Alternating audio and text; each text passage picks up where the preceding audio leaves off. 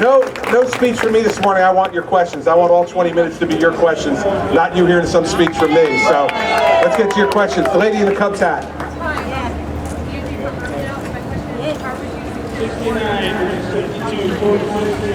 Question is, how would I secure the border when I become president? Four things we need to do. First is, in the urban areas around the border, we need to build a wall or a fence in those urban areas, because they're very heavily populated, and that's the best way to do it. Second, we need to put FBI agents, DEA agents, and ATF agents in with our Border Patrol agents to interdict the drugs and the guns that are coming across our border. They're the ones that are best at it. We need to put them there. Third, we need to use electronic surveillance. We're using drones all over the world. We should use them on the southern border with cameras and other surveillance to make sure that we put our human resources, our Border Patrol officers and others, in the right places, in the places that are difficult to patrol on foot. And fourth, and I think most importantly, is every employer in America has to use E-Verify. The reason these folks are coming across the border is to work. And if they know that you cannot be employed in this country if you're not here legally, then they're not going to come, because they're only coming for a job. And here's what we need to do to the employers, because they're part of the problem too. You know, they need to be fined double whatever their profit is from hiring cheaper illegal labor. And if we do that, we do those four things, that's going to secure the border, and then we can move forward and grow our economy in this country, not worry about that problem. But be careful, don't go for just one easy answer. This is a tough problem. We haven't solved it for 30 years. Let's use all four of those tools to do it really effectively and really efficiently. I enforced the law in New Jersey for 7 years as the U.S. Attorney, and now for nearly 6 as the governor. When I get to the White House, I will know how to enforce the law at the southern border. All right. Yes, ma'am, back there, the purple shirt.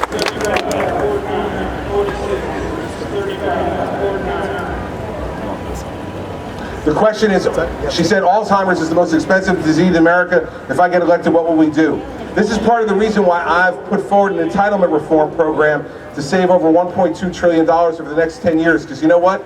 The National Institutes of Health, their budget only went up 0.1%. The National Science Foundation went down 4%. We're not spending money on what we need to spend to improve the quality of people's lives. We need to partner with the private sector and the government through the NIH to say we can find a treatment and a cure for Alzheimer's, extend people's lives and make the quality of their life better. But that's only going to happen if we do two things. One, the government has to invest, but also we need to protect the pharmaceutical companies in this country as well.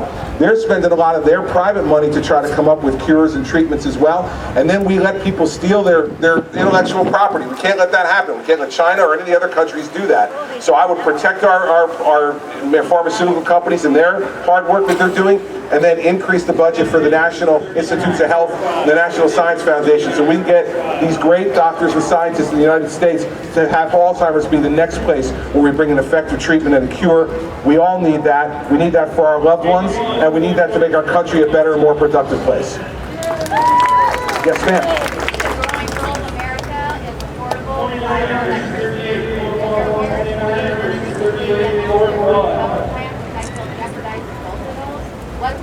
Well, first off, New Jersey has already sent in our objection to the Clean Power Plan the President's put forward. This President regulates things in a way that just makes absolutely no sense. It kills jobs in America, and it kills technology and advancement in America.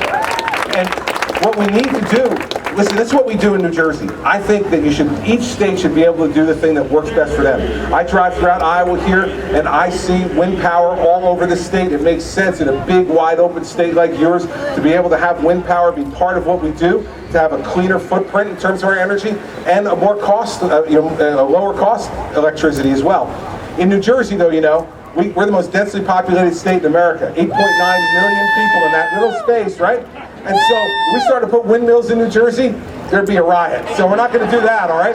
But here's what we're doing in New Jersey. Here's the bet you're going to win tonight. When you go to one of these states, go over to the 27-degree beer, sit up on the bar, and say to somebody, name the top 3 states in America in solar energy production. Well, they'll get the first 2, because the first 2 are California and Arizona. But you're going to win on number 3, because number 3 is the Garden State of New Jersey. Solar power works in our state. You don't need as much space for it. And so 53% of our electricity in New Jersey comes from nuclear. We use natural gas. and we're the third largest solar producer in America. You know what that means? We've reached our 2020 clean air goals already without this intervention from the Obama EPA that is killing jobs and killing opportunity in our country. As president, we'll take exactly the same approach, empower all of you to come up, what's the best solution in Iowa? Go ahead and do it. If it's best for Iowans, then it's good for the rest of the country as well. Let New Jersey do what they do, and all the other 48 states do what they do as well. All right. In the back, the lady with the blue hat. I need a hat. Yeah.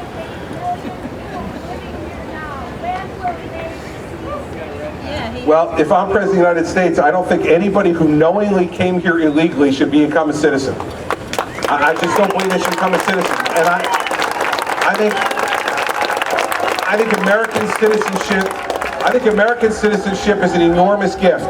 It's an enormous gift, and if you came here by breaking the law, I don't believe you should get citizenship. Now, we're going to have to figure out what we do, and that's why this lady's question in the beginning about what you're going to do to secure the border is the first thing. Americans do not want us adding to that number.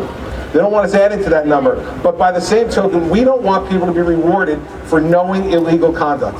Doesn't make any sense to reward folks for that. You're just encouraging that conduct even more. So that's what I would do as president, and we would work to make sure that the folks that are here are treated fairly. Sir.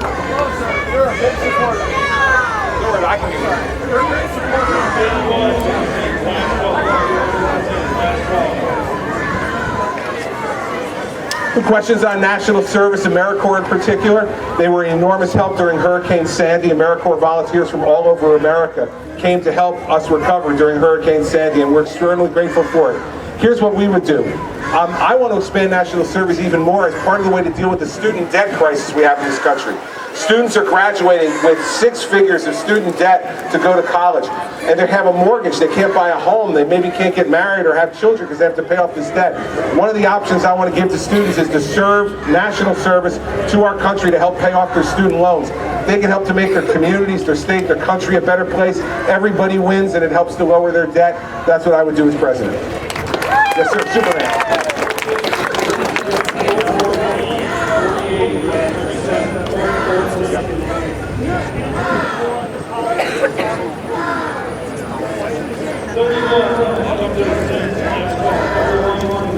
Well, if the question's on renewable fuel standards, and I've been very clear on this, and it goes right in coordination with this lady's question here.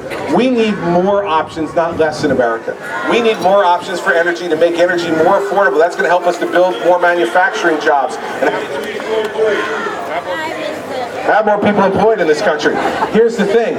On renewable fuel standards, we should enforce the laws that's on the books now. The law's there. And it's this Obama administration that refuses to enforce the law on renewable fuel standards. The law should be enforced here. And here's what I say to other candidates. Make up your mind. Don't say one thing in Iowa, say something different in New Hampshire and something different in South Carolina. You got a position, tell the people of the country what your position is. I'm for more options in energy, and I'm for the renewable fuel standard, and that won't change. And when I'm president, we will enforce the law that's on the books, all the laws that are on the books.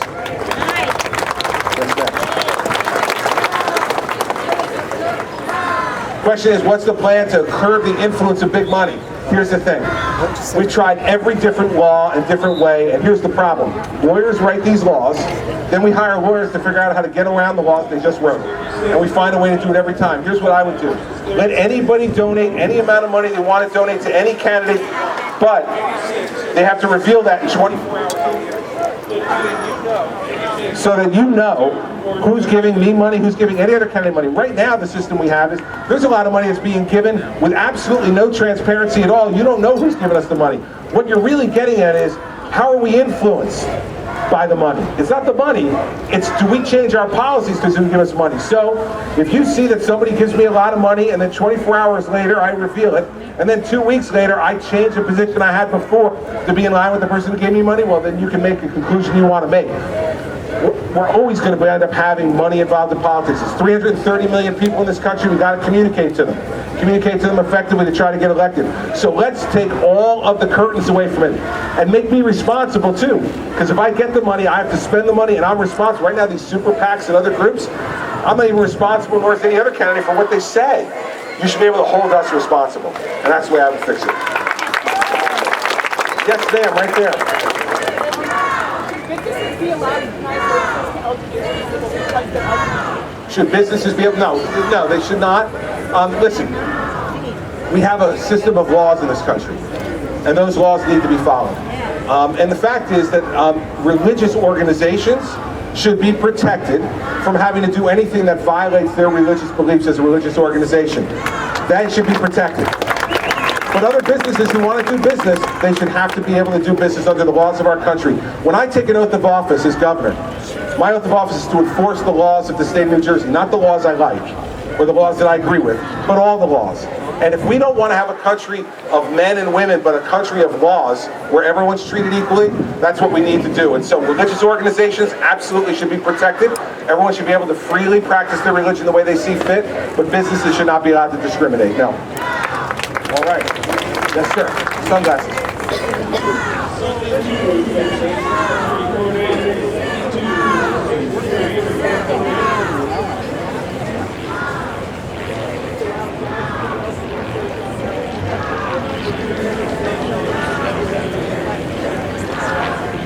I could only hear part of what you said. I think it was about scientific research and marijuana. Was that what you were asking about, legalization of marijuana? Because I couldn't hear you.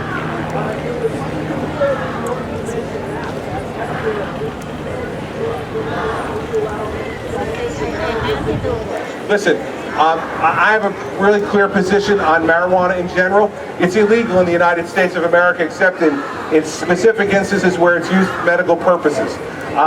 We're now allowing, the president's allowing, certain states to just go ahead and use it recreationally. That's wrong.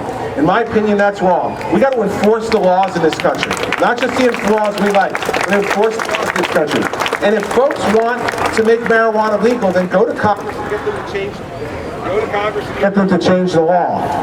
But we should not have ad hoc, one state at a time, changing laws. It's not the right thing to do. And I will tell you, it creates lawlessness in this country, everybody. That's how we get sanctuary cities also. Because certain mayors don't want to enforce the immigration laws. We should enforce the laws that are on the books. And if you want to change those laws, then go to Congress and change them. But if I'm president, we're going to enforce the laws that are on the books and enforce them aggressively.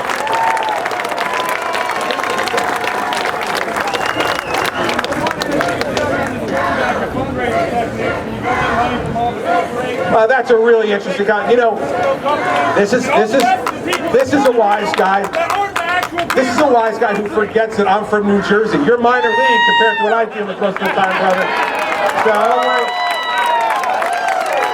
good day. Yes, sir, in the back.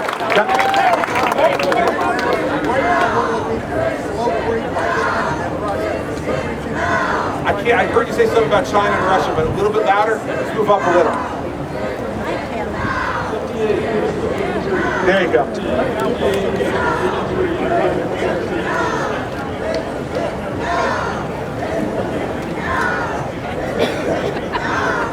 Our place in the world. He asked about Russia and China slowly getting more influence in the world. What would I do to change it?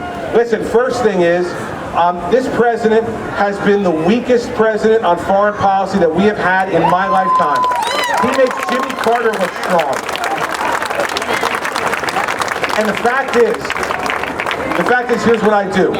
First thing is, we need to make sure that we do more military exercises in Eastern Europe. We need to put missile defense back in Poland to make sure that the Russians understand they've taken Crimea, they're in Ukraine now. No further.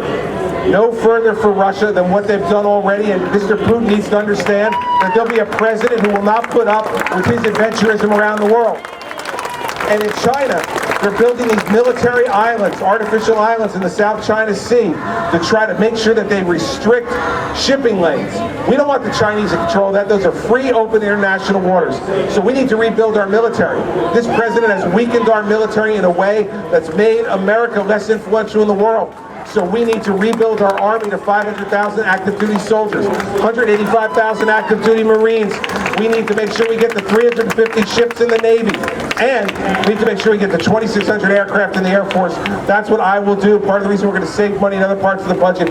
Rebuild our military, send a clear signal to Russia and to China that we don't want a war, but we are not going to allow them to tread on the United States of America.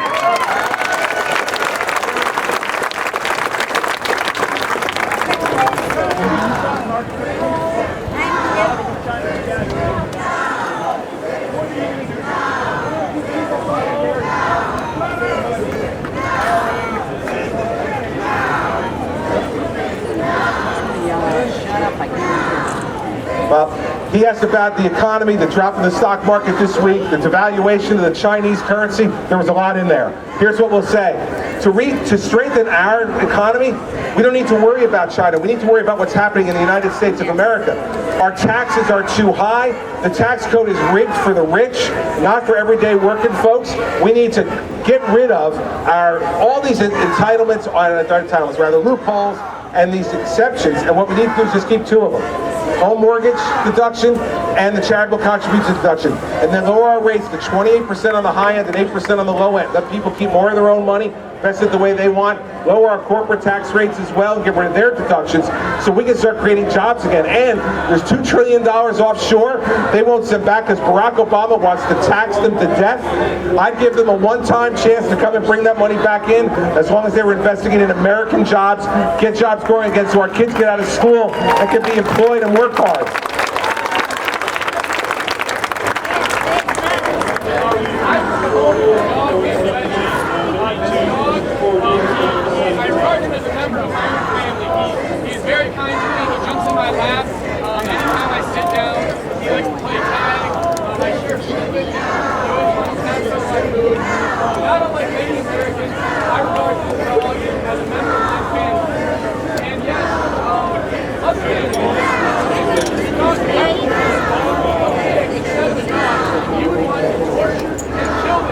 Yeah, no, I wouldn't want to torture and kill this animal. This is a question about hog crates. And here we go. Governor Christie, animals want to live.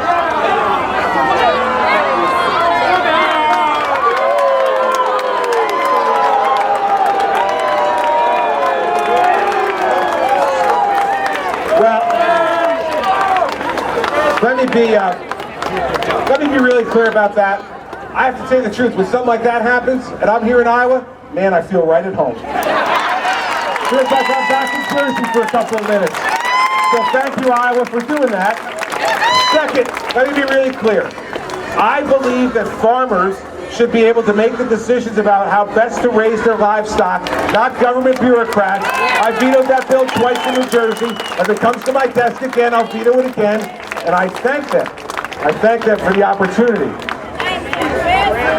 The Iran deal is the single worst thing that the president has done in his 7 years as president, and that's a high bar. We cannot permit Israel to be threatened by Iranian nuclear weapons. We cannot permit the United States to be threatened by Iranian nuclear weapons. If I were president of the United States, I would have walked away from that table and told the Iranians when they were serious, come back and talk to me. And when I am president, the Iranians will know, including the Ayatollah, that there's a new sheriff in the Oval Office. I mean what I say, and I say what I mean, and the Ayatollah would know that too.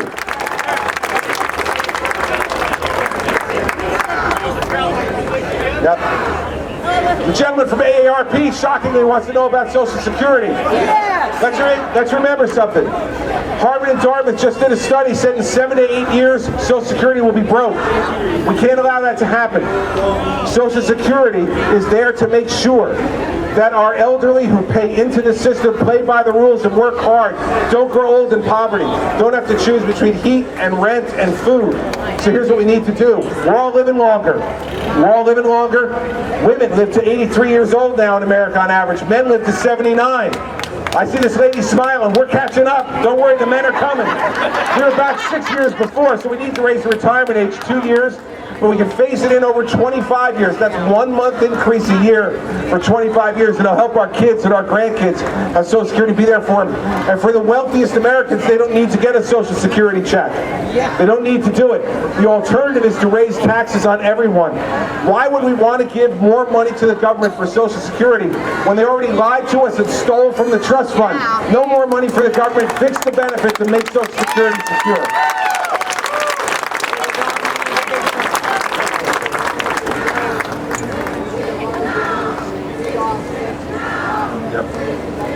The national debt's out of control. That's why I've said that $1.2 trillion can be saved over the next 10 years by making those reforms to entitlements. And in New Jersey as governor, I cut over 800 programs out of the budget and vetoed more spending, line item veto more spending than any governor in New Jersey history. I will take the same approach as president. We'll control spending on entitlements, we'll control spending in other areas, and we'll invest more in research, and we'll invest more in our military to make us the economic power of the world and the military power of the world, the way we are now, the way we should be for the next generations to come. They're telling me my time is up. I'm going to be all around, ask me questions all day today. I love the Iowa State Fair. Love all of you. Thanks for your warm welcome. I appreciate it.